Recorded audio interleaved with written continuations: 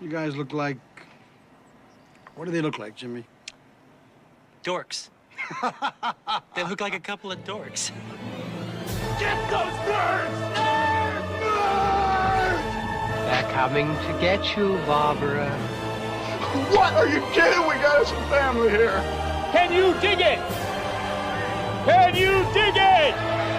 Can you dig it? You are listening to the In the Mouth of Dorkness podcast. Here are Brad, Lisa, Brian, and Darren. Welcome to another edition of the ITMOD podcast. Joining me is Brian Young, the Turtle Dork. Hey, everybody. Also joining us is Lisa Gullickson, wife Dork. Charles Wallace. And Brad Gullickson, mouth Dork. Darren, Brian, Lisa. And I'm your host, Darren Smith, the Disco Dork. And welcome to the ITMOD podcast review cast for A Wrinkle in Time. We may have just had an episode that fell into A Wrinkle in Time. Possibly. Our Weekend Dork may be in the full... It's tessered away. It's tessered right off into of another Darren's dimension. laptop. I have to go on We have been away for far too long, and we are sorry, listeners. Yes. We had a bunch of stuff going on. We actually had a Weekend Dork episode recorded. It just literally magically disappeared right before our eyes. So we are going to just jump into our review cast really quick. Well, it's not really quick, but quicker than what it could. Anyway, A Wrinkle in Time is out. Ava DuVernay's big budget Disney production adaptation of a children's novel. Is it a children's novel or is this a regular? Yeah, it's a children's book. Novel? It's a children's series. The first YA, like- episode. Well, I mean, it's before YA. They didn't call it YA then. It was just a kid's book. How old? Like how? 1953, I want to say. Really? I'm going to It Google may have that. been something like that. Really? I did not realize that story was that old. Huh. Okay. Well, that's not old, but I mean, huh. All right. Well, so it's here. Brian, you were excited to see 1962. Oh, 62. okay. Thank you. Yeah. You were excited to see the film, Brian. I saw on social media though that did not meet expectations. You posted a lot of rants on social media, Brian. It's He had weird. a bug in his butt. I wasn't upset with the film. I was You highly seem pretty disappointed. angry. I don't think. I mean, when I wrote it, I wasn't trying. I was just trying to You was be. a little mad or big mad? No. I wasn't really mad at all. I was just. Yeah, I was disappointed because I'm a huge fan of Ava DuVernay. Mm-hmm. Like I said, I follow her on Twitter. She's iconic and an important voice with representation. So I mean, I love what she is doing. Selma the 13th. I'm interested to see what she does after this. But for me, this film just doesn't work. There's a lot of different things that really just don't come together in this film. One of those things being the script. The first act of this movie, it feels like it's written by like a 12-year-old. Why are you having? You have deja vu? Yeah, it's a little bit of deja vu going on here. But yeah. What level is this? But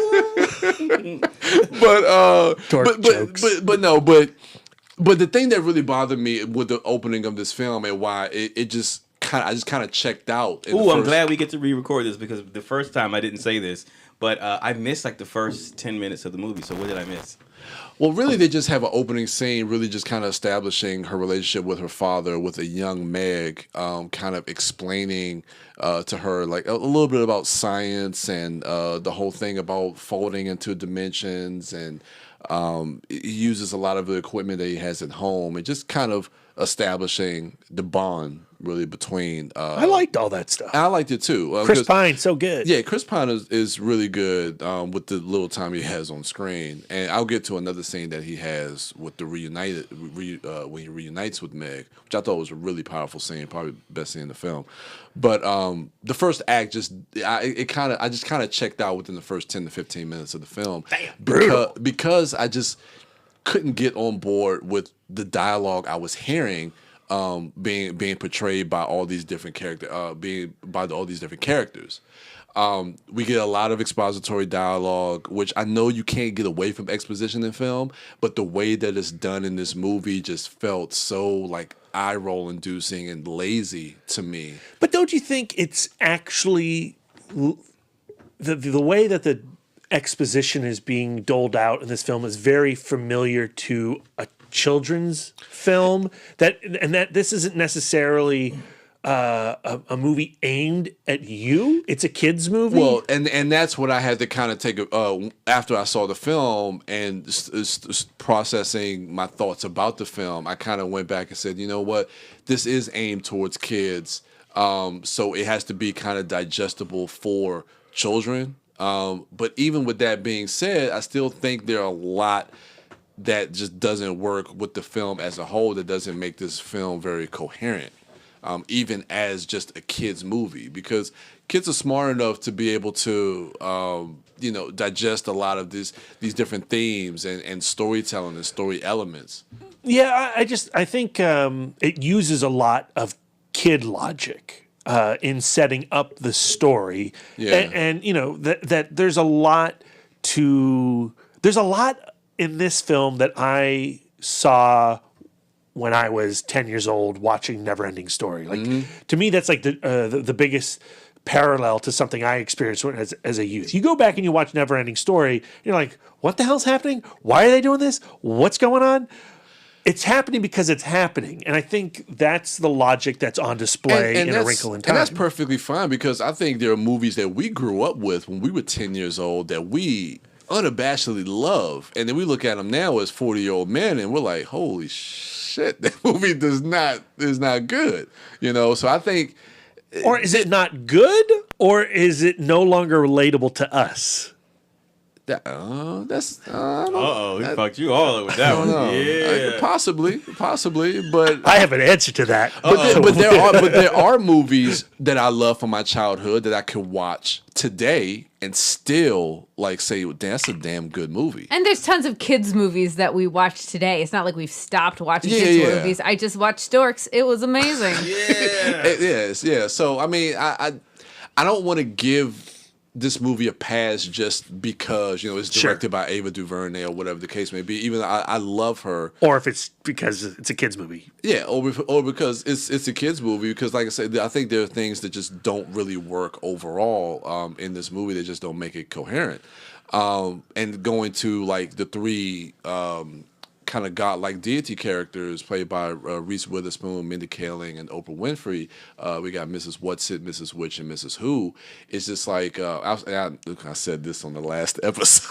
That episode doesn't exist anymore. It doesn't exist. The listeners don't know It's anything done about like it. Chris Pine. I know. I'm pulling the veil back. You said this on the first take, you mean. But it's like, I've explained this before. I don't need everything to be explained to me in a film, but I just don't think they really set up the rules of this world. So when a lot of stuff is introduced to me, Brian, the rules are kid rules, right? When you're watching Wizard of Oz and the witch gets the water thrown in her, you don't realize she's sensitive to that until it happens. It's just 'cause. But when you see is Reese Witherspoon is Mrs. Whatsit? I don't know. Yeah. She is Mrs. Whatsit. So when they go down into the basement or to downstairs of their house, and she's just sitting there chilling. It's the strangers. But where did she come from? I just don't magic place. When we find out? She tested over. Okay, you know that now in rewatch. Come on, you just play the film back in your head. You know the ending. I guess it just. But again, at this point, where does the good witch come from? I'm kind of getting. I'm kind of getting checked out.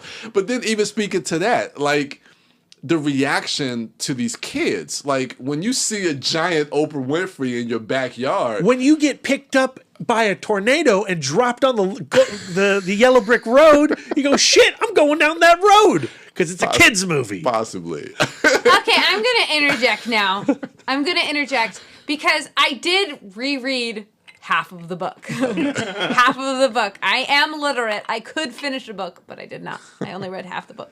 But all of these kids' logic questions are answered in the book. I think that the book is dealing with ideas like alternate dimensions and the Tesseract is traveling between completely different realities, and it goes from planet to planet where these bizarre things happen, and in the book it's explained a little bit better. Like you get the sense.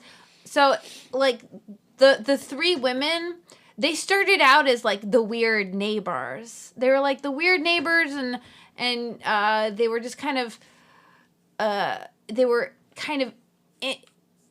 being kind of just, you know, stealing bed sheets and blah blah blah. And then they start interacting with Charles Wallace. That punk. And Charles Wallace in the book, I think, is a much more interesting character. Yeah. He is kind of like a late bloomer kid. He didn't speak. Lots of people consider him to be mute. Okay.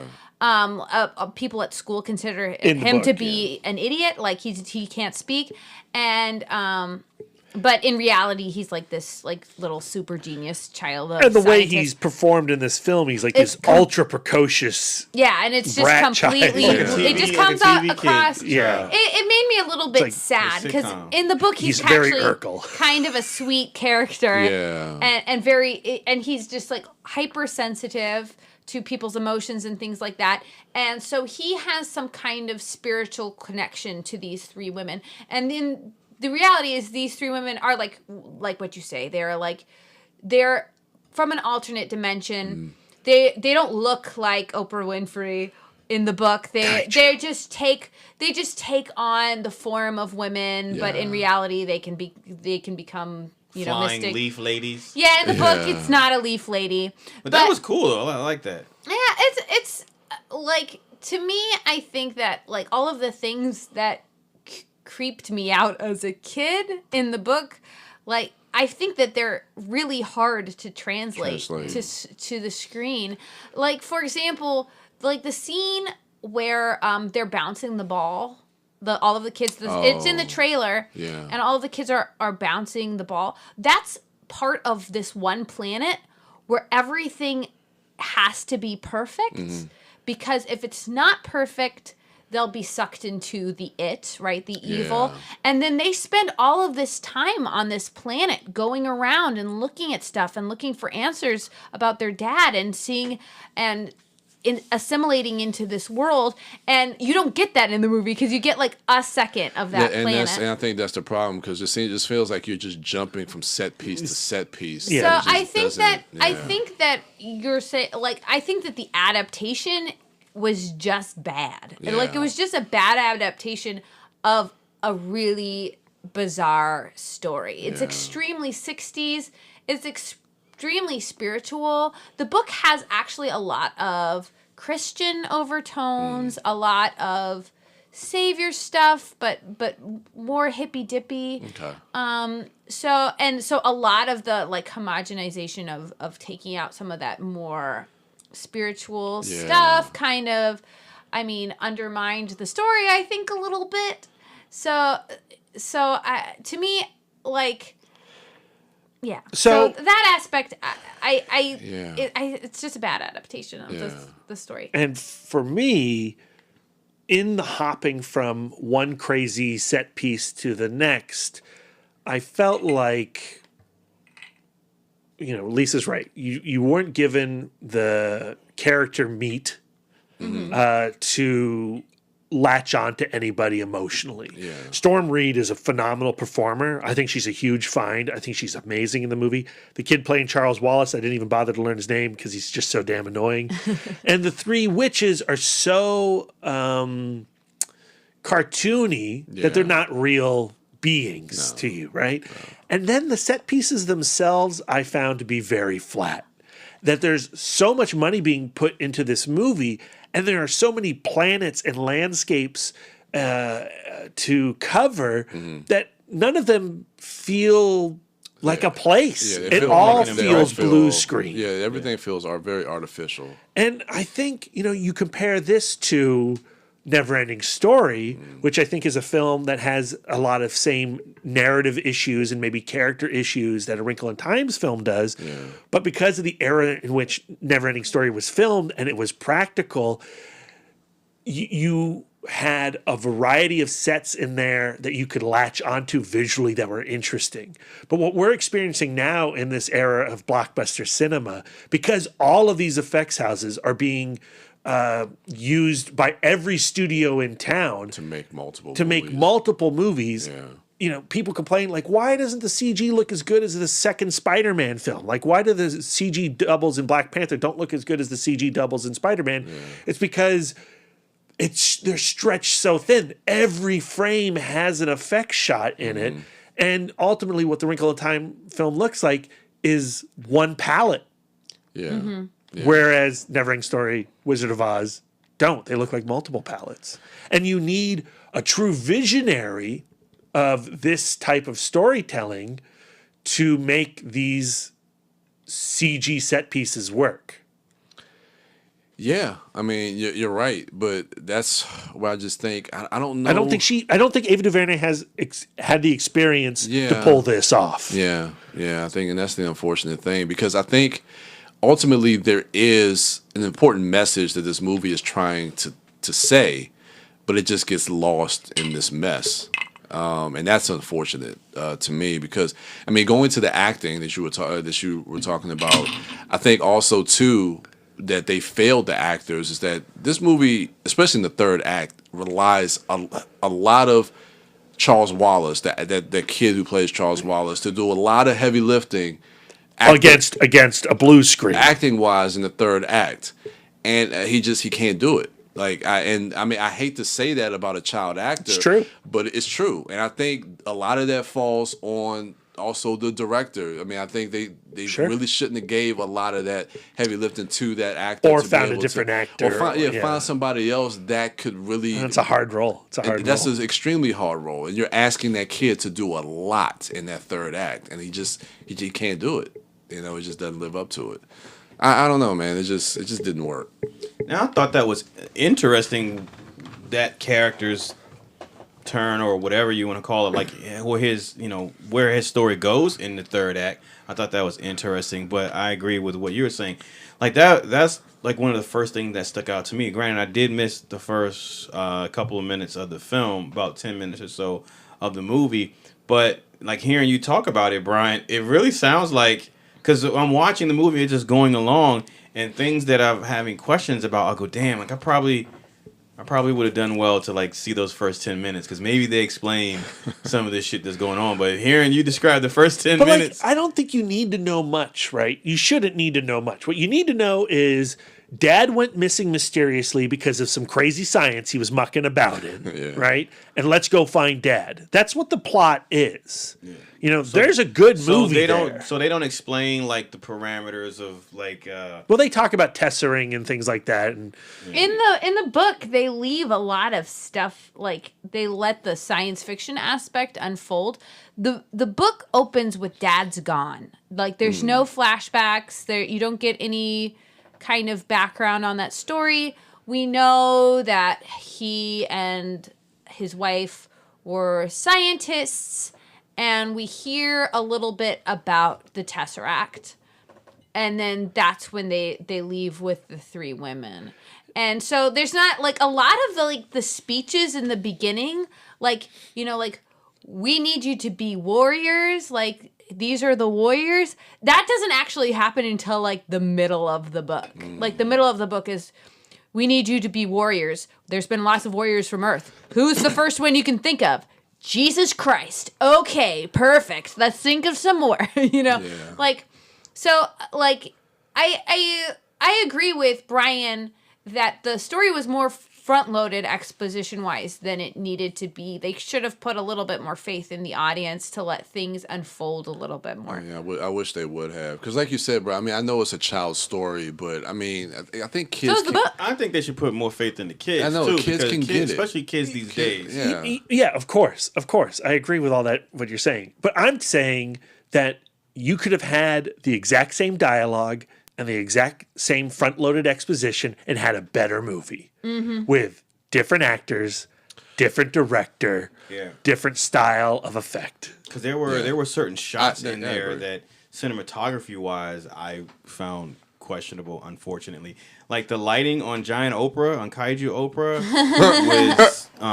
wasn't good. And I think, like with Ava DuVernay, I think that had she had some experience on a smaller budget effects film, a film with some type of effects in it, to get some experience with dealing, because light, like a huge part of visual effects, a lot of it is outside of rendering and resolution, is your lighting, because our mind is trained to accept natural lighting or lighting in a way that feels real to us. So when you have something that's not lit right, a person could be 5 years old or 30 years old and know that I can't put my finger on it, but that whole uncanny valley thing where we know, like, it's just something in our mind, hardwired in our brain, tells us that's not right. Something's not right about that. And there are a few people who can, and this goes back to those visual effects houses. There are very few people who have a keen understanding of lighting. Like, you look at Neil Blomkamp, who comes from a special effects background, who understands lighting. And you look at all this, you look at Chappie and District 9 and shit,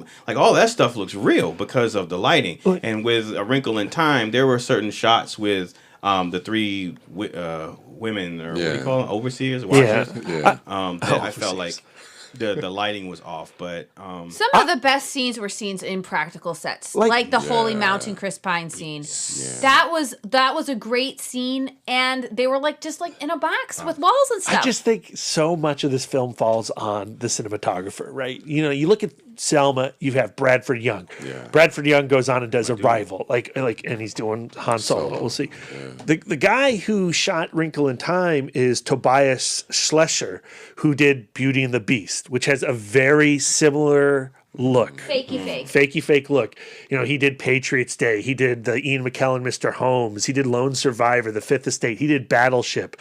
He did Hancock. I mean, he has a look that I don't like. And I think if you throw a different cinematographer on this, who could pick a few different shots, you could pull this vision off better. If she had worked with Bradford Young on this movie, it would have, if nothing else, looked amazing. And I honestly think I would enjoy this movie better if I could fall into the texture of this world, because it's so nuts.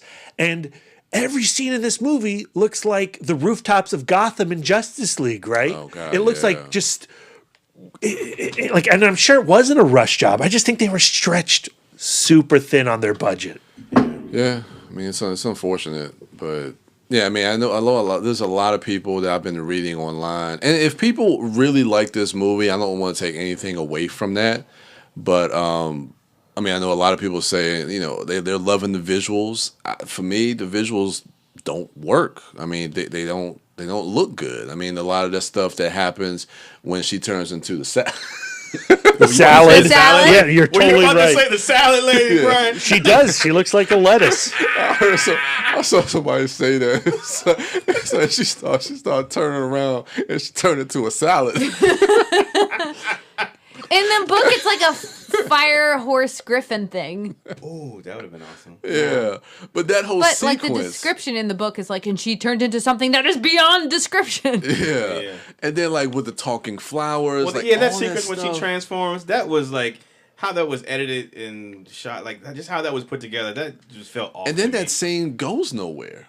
I mean, they see, fly around, they come back, they fly around, they see the end. We ain't do shit. We just roll the leaf. The one boy falls, the flowers catch him, and then that's it. And it's we just spent 10-15 minutes here and nothing happened. Yeah. So I don't know. It just didn't work. It just didn't work for me. We haven't talked at all about the intense sexual tension between Storm Reed and Levi Miller. Is that just me being an overprotective middle-aged father? Is that was that just me, or I thought it was bizarre and refreshing to have the boy be the doe-eyed creature through this whole thing, where he's just there to be a damsel, an object to the main character, to the Meg character, and that's exactly what he is in the book too. This is a middle school girl's fantasy. The story is she's an awkward girl. Everybody at school thinks she's a freak, but then the popular kid at school takes this kind of weird interest in her, and they have this adventure together, and they fall in love. That's what this story is about. This is about 12-year-old girls getting all sweet reading this book, it's funny because the Levi Miller character is so nothing, just like a piece of fluff. But that is what every female character has been ever in cinema. So it was nice to see that role reversed, where like the girl is the person of action and the person of depth, and the boy is just like, I'm just here to be pretty. It took me a while to realize that was Pan, the dude from Safe Neighborhood. Yeah. Oh. You There knew go. that. No, you I didn't. Knew that. No, I didn't. Oh, I could not get the I'm like, this kid's creepy because I kept on thinking of. He just looks like so handsome. Better watch out. Yeah. He's a really pretty kid. I liked him in Pan. He was really good in Pan too. He was amazing in Better Watch Out, and so like to me that goes to script. Yeah. That goes to perhaps direction, you know. But like it's just material. It's a matter of material. The material was not good. I don't know. I still say you could have a good movie out of here. I think you could have a good movie out of Wrinkle in Time, but you would have to readapt the book again and do better.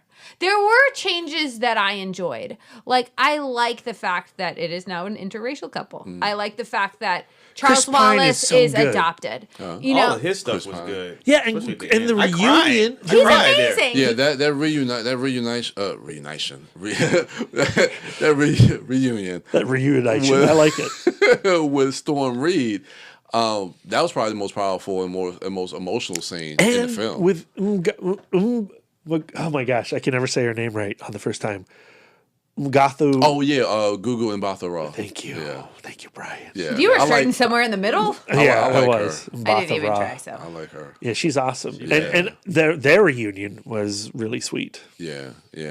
But there's a lot of things that go missing story wise. Like when they get back to their world, like how did wait. So Charles Wallace and Meg, but no. It's not explained how the dad and the boy got back. Yeah, how did the other two get back? No, they were tessering. So they were all getting tessered, and then she got pulled back during mid-tesser. No. When they were all knocked out on the ground. Yeah, because they started sliding, and the boyfriend and the dad were like knocked out while she was getting pulled. And then she went into that thing. Yeah, that's right. Charles Wallace and Meg go into the and then so they had that big confrontation. Right. But then when that was happening, everyone was being tested, and then Charles Wallace and Meg got pulled into the while they got tested away. Yeah, but then when Charles Wallace and Meg get back home, how did Levi and her dad get home? They were in tesser. They were in mid tesser when that happened. Yeah, but the movie doesn't explain that. They say they were being tested. Maybe. Now, tessered's nonsense. It's gibberish. No, that's cool. But I like with Brian because she gets pulled in. They're all like laying on the ground, sliding, getting sucked in or whatever. The boy and the father fade out. They fade out. They fade away. They tesser away. They tesser away. But it wasn't even who was doing the tessering at that point. They had started the tesser, and when she got pulled out by the But they were. No, she jumped out though. because she wouldn't leave without Charles Wallace. Yeah. While they were tessering back to Earth. And she was like, he's like, no, come with me, we've got to go now. And she's like, no, I'm not leaving without Charles Wallace. Right. It was a double tesser, guys. Okay. All right. But she wasn't tessering at that time. He was tessering, and he was trying to pull her into Charles Wallace was tessering into the and the others were No. I don't think he needed to test her into the I think he was just in the and she went into the Yeah. Okay. While the dad and Levi were tessering. Yeah. Okay. So they tested away. All right. It was a double tesser. I thought that the shot when the corridor stuff was cool. Meg could finally be present for the tesser and experience the tesser. I thought that was beautiful. Her experiencing the glorious. Yeah, that shit was beautiful. I thought that was beautiful. That was a beautiful moment. Yeah. And in terms of her character, it's the story of, everybody is capable of being extraordinary. And that to be a consummation of her character. Well, the Reese Witherspoon saying, okay, your gift is your faults. all of the things you hate about yourself is what makes you you. Exactly. Is such a beautiful idea. And that's the message I took from it. It's like And it you comes- take your faults and your flaws, and you have to learn to accept it, and that's what makes you beautiful. And That's what there's makes you also unique. that scene where you see how fear and doubt create evil in the world, right? Yeah. Yeah. And you understand why the girl is a bitchy girl back Yeah, at school, you know, yeah. because of the pain that she is suffering, Yeah. you know. I mean, I dig all that. And that's what I love about, like I said, there's so many great messages, I think, for young girls in this movie. And it just disappoints me that a lot of it just can get lost in just the storytelling of But it. what I would say is when Lisa and I went and saw it, we watched it in a full theater Yeah. Between with two kids families, yeah. who don't have, you know, cinematography hangups like Brad does, who enjoyed the hell out of the movie. Absolutely. And Absolutely. that Wrinkle in Time is going to be their never-ending story. Exactly. And that's what I hope. You know, I mean, I never want to root for a movie to be bad. I just know how I felt when I saw the film. And it just, you know, for this almost 40-year-old man, it just didn't work. But again, it may not be for me. It's not. I'm not the demographic. So. But even like when I read the book, I go like, "Oh, the book isn't for me." But I can recognize that the book is better than the movie. Damn. Yeah. All right. So yeah, there you have it, ladies and gentlemen. Hit us up on social media and let us know what you thought about the film. Also, be on the lookout at the end of the week for our Fistful of Lost weekend. And our weekend dork might bubble up. We don't know. Yeah, it's out maybe. in the universe. I hope so. I'm sorry, I talked listeners. so long about Queer Eye that it made everybody uncomfortable. Garage Yeah. band shut down. Go see Game Night. Yeah, go see. God damn, man, we had a great discussion. Fuck you, Garage Band. Shit. It might be in there. It's rattling around in your laptop. Just turn it to the side and shake it. That sucks. Listeners, hit us up on social media if you really give a shit about what we did in our weekend dork. We'll probably tell you. You can find Brian Young, the Turtle Dork, at the Turtle Dork on Twitter, at the Turtle Dork 1 on Instagram, and at Brian William Young on Facebook. Did you forget who I am? No, I forgot what I was supposed to say. Wife Dork is at Sidewalk Siren on Twitter, Instagram, and Letterboxd. Brad Gullickson is at Mouth Dork on Twitter, Instagram, Facebook, Letterboxd, and Untapped. I always get through yours, and you have the most, but I always get through yours. I dig always you fly the through most. yours. I don't know what that is. You dig it the most. And I'm Darren Smith, the Disco Dork, on all social medias. Also, be on the lookout for our Tomb Raider cast. I'm excited. I'm excited to see that movie. Me too. actually. I am too. Okay. Yeah. Oh my gosh, the dude. part where I said Alicia Vikander is a poor man's Natalie Portman. Well, you that just was said it. cut out. There you go. You just said it. I think I've said that in another I'm excited episode. to see some Goggins, as always. I love Walton Goggins. I miss him. I haven't seen him in a while. Same. I miss him too. So yeah, that's gonna do it for us. Thank you all for listening. Enjoy the rest of your week, and until next time.